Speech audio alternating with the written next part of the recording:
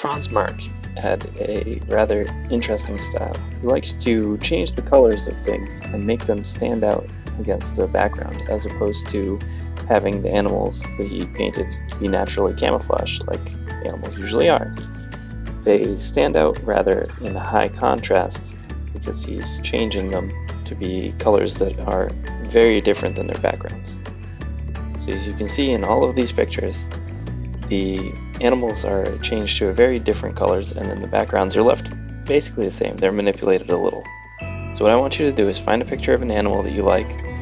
You're going to find a way to look at it. So you can either take a picture of the animal, or you can work from a book like I'm doing. I'm working from the cover of this book.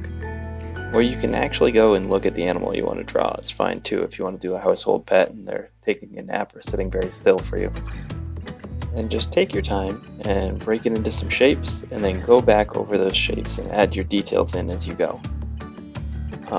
It's more important that you kind of explore how to draw it than that you actually make like the best drawing.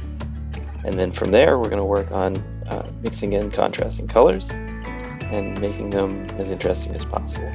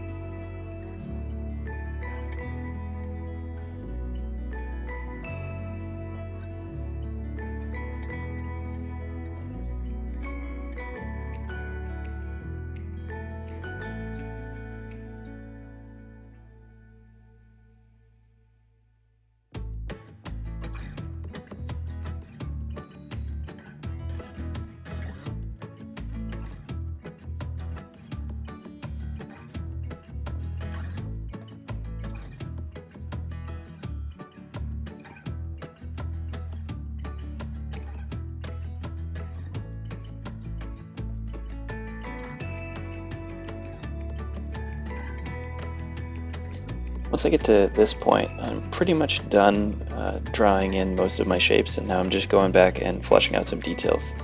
Now remember, my hands are sped up. I don't expect you to draw right at this speed, and if you need to take breaks and come back to it, that's fine too. Okay. So after I finish drawing my animal and getting all my details on there, I'm going to go back and ink my animal. Now if you don't have a Sharpie readily available, or if you've misplaced it, then you can use a pen. But I'd rather you use a Sharpie because it's going to give you the most consistent, nice, finished results.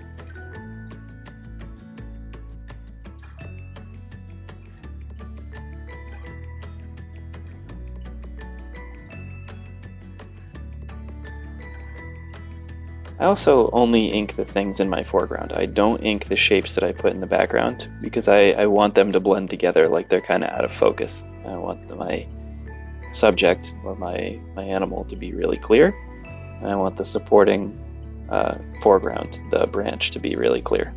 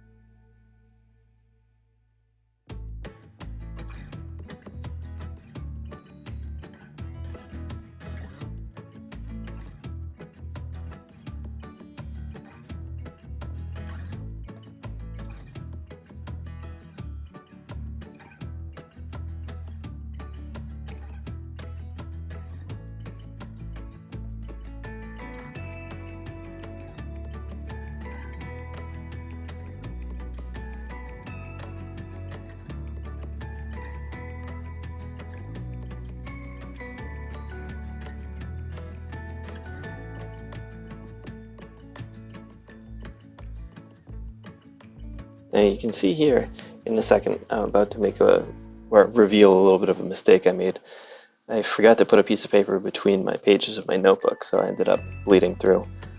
Now, the next thing you want to do is erase any pencil marks that are going to be in the way. Then you're going to start coloring in your animal. You're going to want to use colors that are going to contrast at least a fair deal from your background. Now, my background is mostly going to be green and in browns with a little bit of yellow.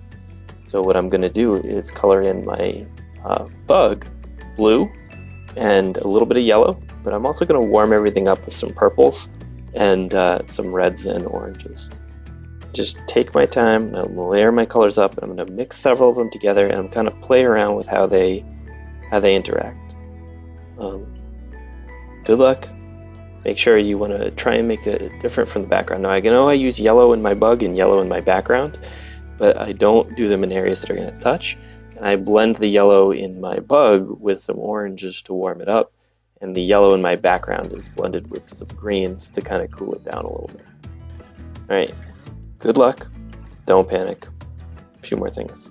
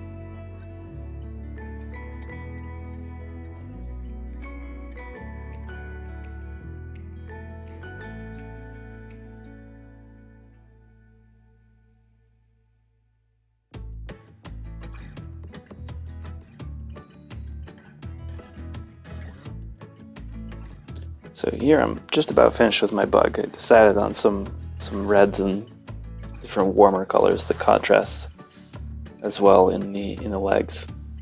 I'm going to start coloring in my background, and I'm going to do that really lightly, very, very lightly. It's hard to see at first. The photo resolution on this video is not the best, but you can see I'm just gonna bounce around, use a bunch of different greens and browns and a little yellow, and shade in the background nice and lightly. And then I'm gonna go and spend a little bit more time darkening in the branch. Okay, good luck. Try not to get frustrated. Just remember, I'm not expecting perfection out of you. I'm just expecting your best. Okay, good luck. If you have any questions, feel free to get in touch with me. Thank you.